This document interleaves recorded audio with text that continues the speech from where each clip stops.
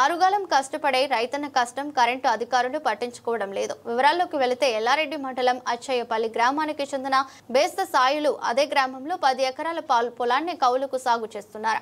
అయితే ఆ పొలంలో గాలివాన కారణంగా విద్యుత్ స్తంభం విరిగిపడింది. ఈ విషయమై సదరు రైతు విద్యుత్ శాఖ అధికారులకు సమాచారం అందిస్తే గత 40 రోజులుగా మరమ్మతులు చేయకుండా నిర్లక్ష్యం వహిస్తున్నారని రైతు ఆవేదన వ్యక్తం చేశారు.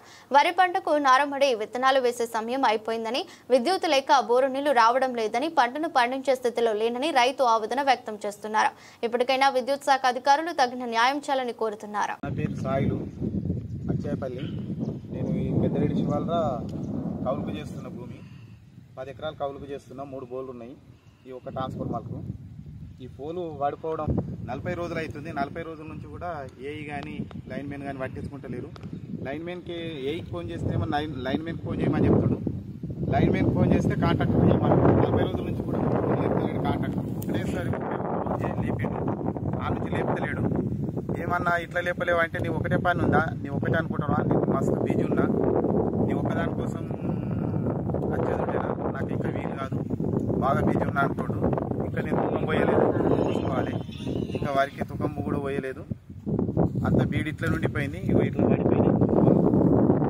ఒక బోల్ వాడిపోవడం వల్ల నాకు 3 బోర్లు ఉన్నాయి ఇక్కడ. ఈ 3 బోర్లకు కూడా కరెంట్ సప్లై లేదు.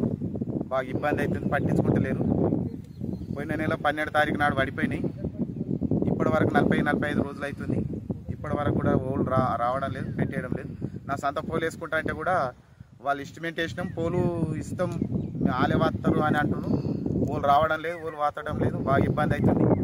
చెట్టు చూసినా మస్తు మాట్లాడినా, ఫోన్లు మాట్లాడినా, సబ్ స్టేషన్ కడిపోయినా, ఏది పని కానప్పుడు నేను విలేకరికి పిలిచి చెప్పడం జరుగుతుంది.